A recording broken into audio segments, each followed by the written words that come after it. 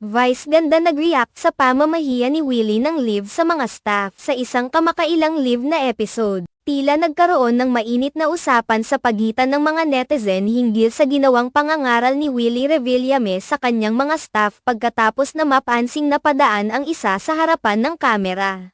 Ayon sa mga ulat, pinagalitan ni Kuya Will ang kanyang mga staff dahil sa hindi inaasahang pagdaraan sa harap ng kamera. Ito ay agad na nagbigay daan sa pagambing ng ilan sa mga netizen sa pagitan ni Willie at ng mga host ng isa pang noontime show, lalo na kay Vice Ganda. Binanggit ni Vice Ganda na natural lang sa mga host ang maghanap ng paraan para mas mapaganda ang kanilang programa. Sinabi niya na iba-iba ang paraan ng bawat isa depende sa sitwasyon. At hindi natin dapat agad husgahan ang bawat isa base lamang sa mga pagkakataon na napapanood natin sa telebisyon. Ang pangyayaring ito ay nagdulot ng iba't ibang reaksyon mula sa mga netizen. May ilan na sumang-ayon kay Vice Ganda na normal lamang ang pagkakaroon ng mga hindi inaasahang pangyayari sa mga live na palabas. At hindi dapat bigyan ng sobra-sobrang halaga ang mga ganitong pagkakamali. Sa kabilang banda, may mga netizen naman na nagpahayag ng kanilang pagkadismaya sa naging pagtrato ni Willie sa kanyang mga staff sa harap ng kamera. Binigyang diin nila na bilang isang host,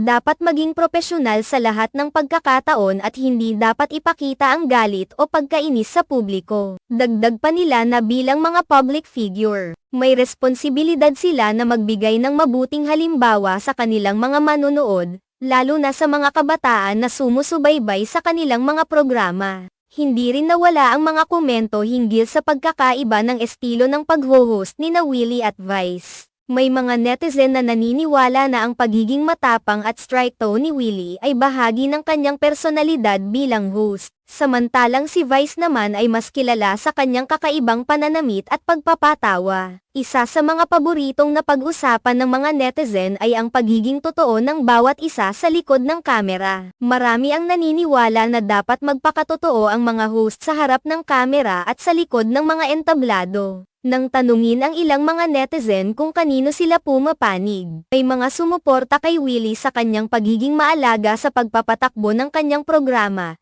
at may mga pumapanig naman kay Vice sa pagtatanggol sa kanyang pananaw hinggil sa pangyayari. Sa kabuuan, ang naging diskusyon ukol sa pangyayari sa live na episode na ito ay nagpakita ng iba't ibang pananaw at opinyon ng mga netizen. Bagamat may mga pagkakataong magkaiba ang kanilang mga opinyon, isa pa rin itong pagpapakita ng interes at pag-alala ng mga manunood sa kung paano tinatrato ng mga host ang kanilang mga staff at ang pangkalahatang impresyon na iniwan nila sa kanilang mga manunood.